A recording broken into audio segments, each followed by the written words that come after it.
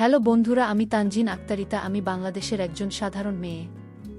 আজকে আমি তোমাদের যে গল্পটা বলব সেটা আমার জীবনেরই একটি গল্প, যেখানে আমি একটি ইটকলায় কাজ করতাম। আমি খুব সুন্দরী ছিলাম। আমার পারিবারিক অবস্থার কারণে আমাকে ইট করার কাজ নিতে হয়েছিল। বুট সেখানে একদিন আমি ইট করার মহাজনের নজরে পড়ে যাই, যার ফলে সেখানে আমার যা হয়েছিল সেই ঘটনাটাই আজকে আমি তোমাদের খুলে বলার চেষ্টা করব। আশা করি বন্ধুরা তোমরা মনোযোগ সহকারে আমার গল্পটা শুনবা। তো তাহলে চল বন্ধুরা, কথা না বাড়িয়ে গল্পে চলে যাই। আমার আর স্বামী বদিউলের বিয়ে হয়েছিল প্রায় 2 বছর আগে। আমাদের বিয়েটা ছিল ভালোবাসার, কিন্তু আমাদের পথটা মোটেও সত হচ্ছিল না। বদিউল একজন সৎ আর পরিশ্রমী মানুষ, কিন্তু তার আর্থিক অবস্থা ছিল খুবই খারাপ। আমাদের ছোট্ট সংসার চালানোর জন্য আমরা দুজনেই দিন-রাত পরিশ্রম করতাম, কিন্তু তবুও মাঝে মাঝে মনে হতো আমাদের এই সংগ্রামকে কখনো শেষ হবে। আমি সবসময় ভাবতাম কিভাবে আমরা আমাদের জীবনটাকে একটু ভালো করতে পারি। একদিন বদিউল আমাকে বলল, রিতা, আমার এক বন্ধু বলেছে শহরের কাছে একটা ইট গলায় কাজের সুযোগ আছে, তারা ভালো মজুরি দেয়। তুমি যদি আমার সঙ্গে কাজ করতে রাজি হও তাহলে আমরা দুজনে মিলে কিছু টাকা জমাতে পারব। আমি প্রথমে একটু দ্বিধা ছিলাম। ইট গলায় কাজ করা মানে শারীরিক পরিশ্রম, ধুলো আর কঠিন পরিবেশ। কিন্তু আমি বদিউলের চোখে একটা আশার আলো দেখলাম। আমি রাজি হয়ে গেলাম। আমরা দুজনে মিলে ইট কলাই কাজ শুরু করলাম। সকাল থেকে বিকেল পর্যন্ত আমরা ইট বহন করতাম, মাটি মাখতাম আর কলার অন্যান্য কাজে হাত লাগাতাম। কাজটা কঠিন ছিল, কিন্তু আমাদের মধ্যে একটা দারুণ বোঝাপড়া ছিল। আমরা একে অপরকে উৎসাহ দিতাম। বদিয়াল মাঝে মাঝে বলতো, রিতা, আমরা এভাবে কাজ করলে একদিন নিজেদের একটা ছোট্ট বাড়ি বানাতে পারব। আমি তার কথায় হাসতাম আর মনে মনে ভাবতাম আমাদের এই স্বপ্ন একদিন পূরণ হবেই। ইটকলার মালিক ছিলেন বিল্লা ভাই। তিনি ছিলেন বেশ ভারী মানুষ, সবাই তাকে ভয় পেত, কিন্তু আমি আর বদিউল আমাদের কাজ ঠিকঠাক করতাম বলে তার সঙ্গে আমাদের তেমন কথা হতো না। বিল্লা ভাই মাঝে মাঝে গলায় এসে কাজের খোঁজখবর নিতেন। আমি লক্ষ্য করতাম তিনি সবার সঙ্গে কঠিনভাবে কথা বলতেন। একদিন কাজের কাকে বিল্লা ভাই আমাকে ডেকে বললেন, রিতা, তুমি খুব ভালো কাজ করো, কাল একটু সময় দিও, আমি তোমার আর বদিউলের সঙ্গে কাজের বিষয়ে কিছু আলোচনা করতে চাই। আমি একটু অবাক হলাম, কিন্তু ভাবলাম এটা হয়তো কাজের সঙ্গে সম্পর্কিত কোনো বিষয়। আমি শুধু মাথা নাড়লাম আর কাজে মন দিলাম। সেদিন বাড়ি ফিরে আমি বদিউলকে বিল্লা ভাইয়ের কথাটা বললাম। বদিউলই তো চিন্তিত হলো, কিন্তু বলল, রিতা, তুমি শুধু নিজের কাজে মনোযোগ দিও, আমরা একসঙ্গে তার সঙ্গে কথা বলব যাতে সবকিছু পরিষ্কার থাকে। আমি বদিউলের কথায় সান্ত্বনা পেলাম আর ঠিক করলাম আমরা দুজনে মিলে সব পরিস্থিতি সামলাব। ইট কলার কাজ চলতে থাকল, আর আমি প্রতিদিন আরও মনোযোগ দিয়ে কাজ করতে লাগলাম। আমি বুঝতে পারছিলাম বিল্লা ভাইয়ের কথাবার্তা কাজের সঙ্গে সম্পর্কিত, তবে আমাদের সতর্ক থাকতে হবে। আমি ঠিক করলাম আমি আমার সম্মান আর আমাদের সংসারে মর্যাদা রক্ষা করব, যত কষ্টই হোক না কেন। ইট গলায় আমাদের কাজ চলছিল।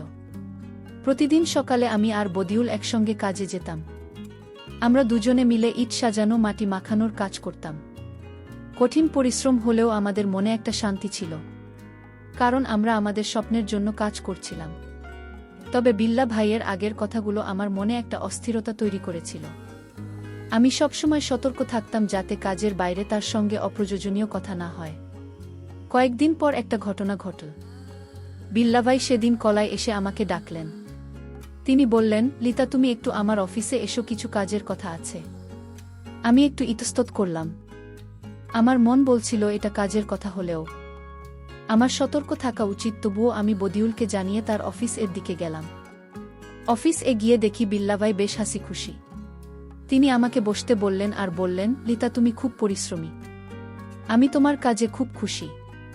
তুমি যদি একটু বেশি সময় দাও আমি তোমার আর বদিউলের মজুরি বাড়িয়ে দিতে পারি। আমি শান্তভাবে বললাম, ধন্যবাদ বিল্লা ভাই, আমরা আমাদের কাজ ঠিকঠাক করি, মজুরি বাড়ালে আমরা খুশি হব। তিনি কাজের বিষয়ে আরও কিছু কথা বললেন, কিন্তু আমি লক্ষ্য করলাম তার কথাবার্তা কাজের মধ্যে সীমাবদ্ধ ছিল না। তিনি হঠাৎ বলে উঠলেন, তুমি খুব ভালো কাজ করো রিতা, আমি তোমাকে আরও দায়িত্ব দিতে চাই। আমি বুঝলাম তার কথার ধরনে কিছু একটা অস্বাভাবিক আছে। আমি তাড়াতাড়ি বললাম, আমি আমার কাজে ফিরি, বদিউল আমার জন্য অপেক্ষা করছে। আমি দ্রুত অফিস থেকে বেরিয়ে এলাম। আমার মনে একটা অস্বস্তি হলো, কিন্তু আমি নিজেকে শান্ত রাখলাম। বাড়ি ফিরে আমি বদিউলকে সব খুলে বললাম। বদিউলকে একটু চিন্তিত হলো, কিন্তু আমাকে শান্ত করে বলল, রিতা, তুমি চিন্তা করো না, আমি তোমার পাশে আছি, আমরা একসঙ্গে এই পরিস্থিতির সমাধান করব। তার কথায় আমার মন একটু হালকা হলো। আমরা ঠিক করলাম আমরা কাজ চালিয়ে যাব, কিন্তু বিল্লা ভাইয়ের সঙ্গে কথাবার্তায় আরও সতর্ক থাকব। পরের দিন কলায় গিয়ে আমি লক্ষ্য করলাম বিল্লা ভাই আমাদের কাজের দিকে বারবার নজর রাখছেন। আমি ইচ্ছে করে বদিউলের কাছাকাছি থাকতাম। একটা মুহূর্তে যখন বদিউল অন্য কাজে ব্যস্ত ছিল, বিল্লা ভাই এসে আমাকে বললেন, রিতা, তুমি আমার কথা ভেবেছ? আমি তোমার জন্য আরও ভালো কাজের সুযোগ দিতে পারি। তুমি একটু সময় দাও, আমরা কথা বলি। আমি কঠিন গলায় বললাম, আমি আমার স্বামীর সঙ্গে কাজ করে সুখী, আমাদের শুধু কাজের সুযোগ দিলেই হবে। তার মুখটা একটু মলিন হয়ে গেল। তিনি চলে গেলেন। কিন্তু আমি বুঝতে পারলাম এই পরিস্থিতি এখানে শেষ হবে না। আমার মনে একটি দৃঢ় সংকল্প জন্ম নিল। আমি ঠিক করলাম আমি বিল্লা ভাইকে তার সীমার মধ্যে থাকতে বাধ্য করব, কিন্তু এমনভাবে যাতে আমার আর বদিউলের কাজের ক্ষতি না হয়। সেদিন রাতে আমি আর বদিউল অনেকক্ষণ কথা বললাম। আমরা ঠিক করলাম আমরা একটা পরিকল্পনা করব। বিল্লা ভাইকে বোঝাতে হবে যে আমরা শুধু কাজের জন্য এখানে এবং আমাদের সম্মানের সঙ্গে কোনো আপোষ করা হবে না। আমরা সিদ্ধান্ত নিলাম আমরা বুদ্ধি দিয়ে এই পরিস্থিতি সামাল দেব, রাগ বা ক্রোধের মাধ্যমে নয়। বিল্লা ভাইয়ের আচরণ আমার মনে একটা অস্বস্তি তৈরি করেছিল, কিন্তু আমি আর বদিউল ঠিক করেছিলাম আমরা হাল ছাড়ব না। আমাদের কাজটা আমাদের জন্য গুরুত্বপূর্ণ ছিল, আর আমরা চাইতাম না যে বিল্লা ভাইয়ের এমন আচরণের জন্য আমাদের স্বপ্ন ভেঙে যাক। তাই আমরা একটা পরিকল্পনা করতে শুরু করলাম। আমার মনে হচ্ছিল বিল্লা ভাইকে বোঝাতে হবে এমনভাবে যাতে তিনি তার আচরণের সীমা বুঝতে পারেন। বদিউল আমাকে বলল, রিতা, আমাদের বুদ্ধি দিয়ে কাজ করতে হবে। আমরা যদি রাগারাগি করি তাহলে হয়তো আমাদের কাজটা চলে যাবে। আমাদের এমন কিছু করতে হবে যাতে বিল্লা ভাই বুঝতে পারেন তার এই আচরণ ঠিক নয়। আমি তার কথায় সায় দিলাম।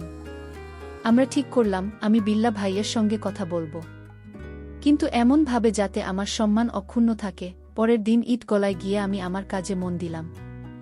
বিল্লা ভাই সেদিনও এসেছিলেন। তিনি আবার আমার কাছে এসে বললেন, রিতা, তুমি আমার কথা ভেবেছ? আমি তোমার জন্য আরও ভালো কাজের সুযোগ দিতে পারি। আমি শান্তভাবে বললাম, বিল্লা ভাই, আমি আমার স্বামীর সঙ্গে খুব সুখী। আমাদের শুধু আমাদের কাজের মজুরি দিয়ে সাহায্য করলেই আমরা কৃতজ্ঞ থাকব। আমি ইচ্ছে করেই তার কথার অতিরিক্ত অংশ এড়িয়ে গেলাম। বিল্লা ভাই একটু বিরক্ত মুখে চলে গেলেন। আমি লক্ষ্য করলাম তিনি এখন আমার কাজের দিকে বারবার নজর রাখছেন।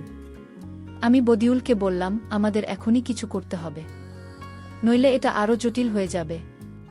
বদিউল বলল, রিতা, আমরা কলার অন্য শ্রমিকদের সঙ্গে কথা বলে দেখি, হয়তো আমরা একসঙ্গে মিলে বিল্লা ভাইকে বুঝিয়ে দিতে পারি। আমি এই পরিকল্পনা রাজি হলাম। ইট কলায় আমাদের সঙ্গে আরও অনেক মহিলা কাজ করতেন। আমি তাদের সঙ্গে কথা বলতে শুরু করলাম। আমি খুব সাবধানে বিল্লা ভাইয়ের অতিরিক্ত মনোযোগের কথা তুললাম, কিন্তু সরাসরি কারো নাম না নিয়ে একজন মহিলা রহিম আপা বললেন, রিতা, তুমি ঠিকই বলছো, বিল্লা ভাই আগেও কিছু শ্রমিকের প্রতি অতিরিক্ত মনোযোগ দিয়েছেন। আমরা কেউ কিছু বলিনি, কারণ আমাদের কাজ হারানোর ভয় ছিল। এটা শুনে আমার মনে আরও জোর এলো। আমরা কয়েকজন মিলে ঠিক করলাম আমরা বিল্লা ভাইকে একটা স্পষ্ট বার্তা দেব। আমরা পরিকল্পনা করলাম, যখন বিল্লা ভাই আবার আমার সঙ্গে অতিরিক্ত কথা বলার চেষ্টা করবেন, তখন আমরা সবাই একসঙ্গে তার সামনে দাঁড়াব। আমরা তাকে বুঝিয়ে দেব যে আমরা শুধু আমাদের কাজ করতে এসেছি, আর আমাদের সম্মান নিয়ে কেউ কোনো কথা বললে আমরা চুপ থাকব না। সেদিন বিকেলে বিল্লা ভাই আবার আমার কাছে এলেন।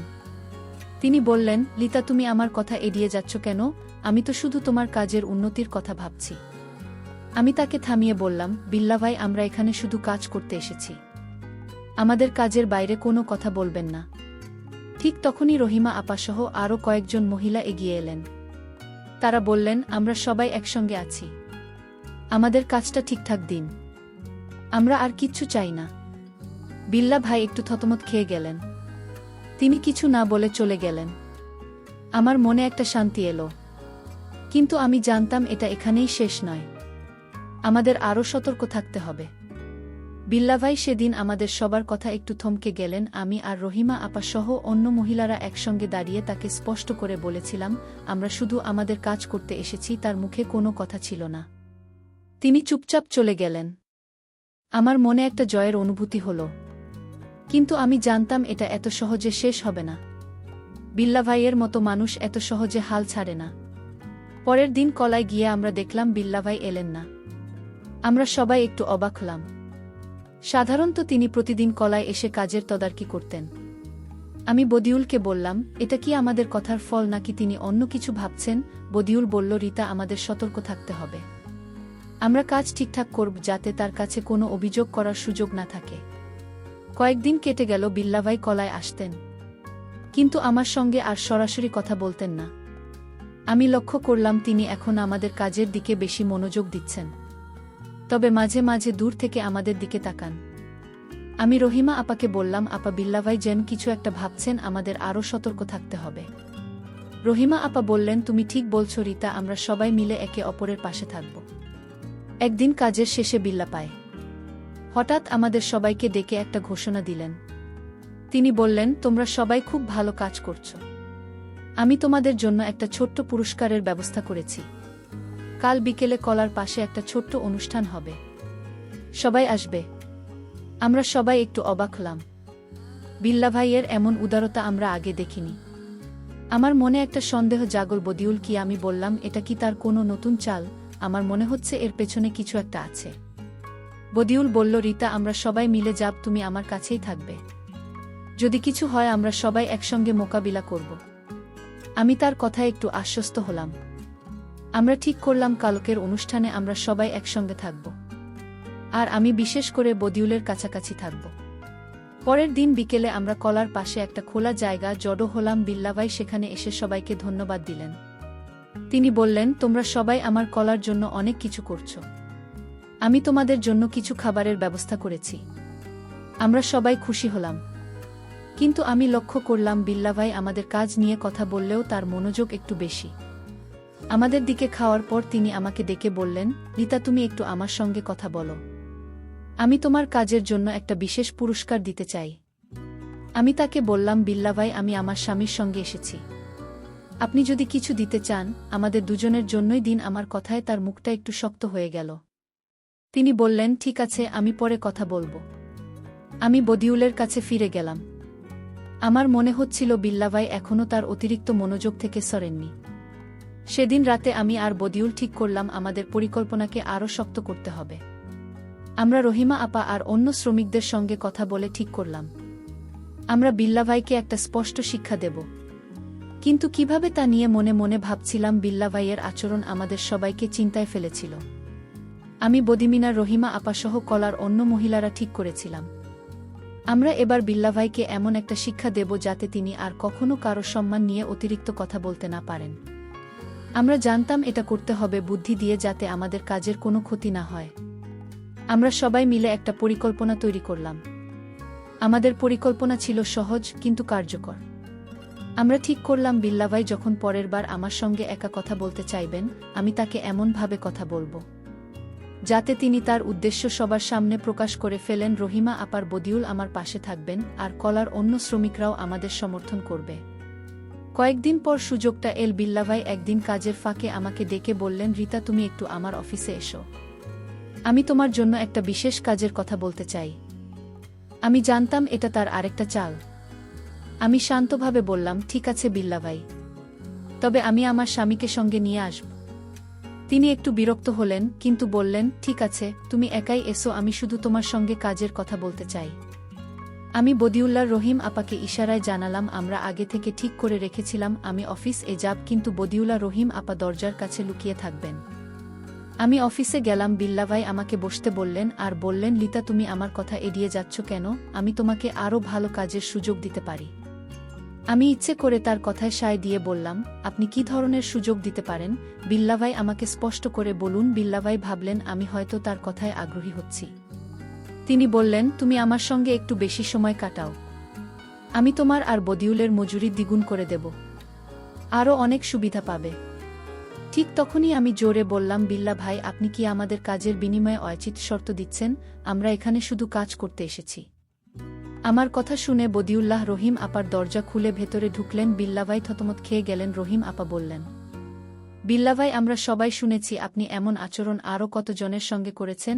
আমরা এখানে কাজ করি, আমাদের সম্মান নিয়ে কথা বলবেন না। বদি হলো শান্তভাবে বলল, আমরা আপনার গলায় কাজ করি, কিন্তু এর মানে এই নয় যে আপনি আমাদের কাজের বাইরে কোনো শর্ত দিতে পারেন।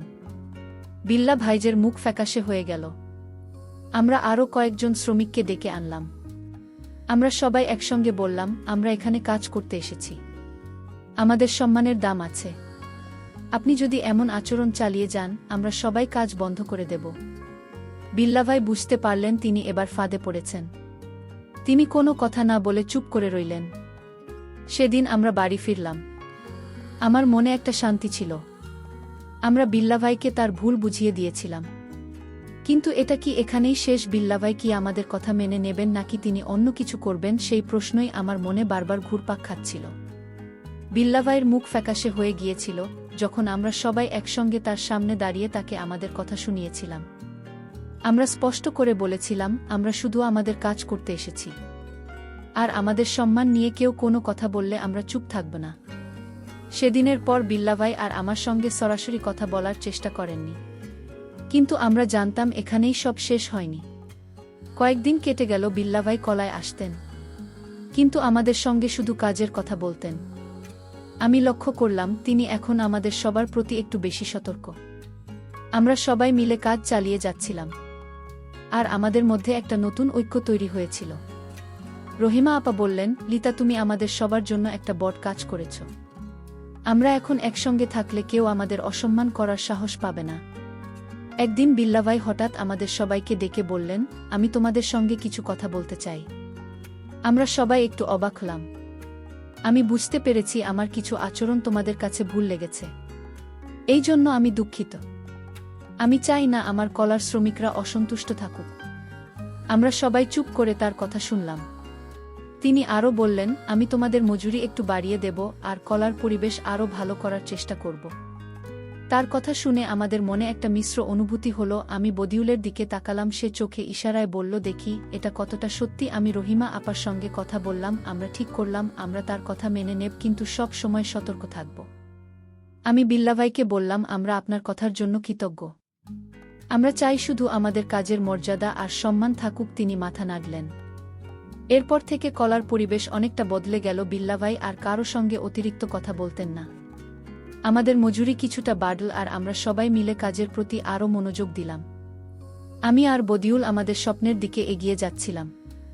আমরা টাকা জমাতে শুরু করলাম যাতে একদিন আমাদের নিজেদের একটা ছোট্ট বাড়ি হয়। একদিন রাতে আমি আর বদিউল বসে কথা বলছিলাম।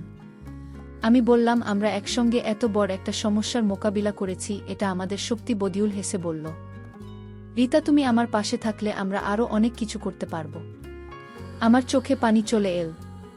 আমি বুঝলাম আমাদের একটা আর সাহসী আমাদের সবচেয়ে বড় শক্তি। পরিশেষে বন্ধুরা, আমি তোমাদেরকে বলব, আমাদের জীবনে যে কোনো কাজে মনের সাহস এবং একটাই আমাদের বড় শক্তি। আমরা যখন সবাই মিলে বিল্লা ভাইদের ভুল আচরণের বিরুদ্ধে দাঁড়িয়েছিলাম, তখন আমরা জিতেছিলাম। নিজের সম্মান রক্ষা করতে হলে সাহস আর বুদ্ধির প্রয়োজন। কখনো ভয় পেয়ে চুপ থাকলে নিজের ক্ষতি হয়।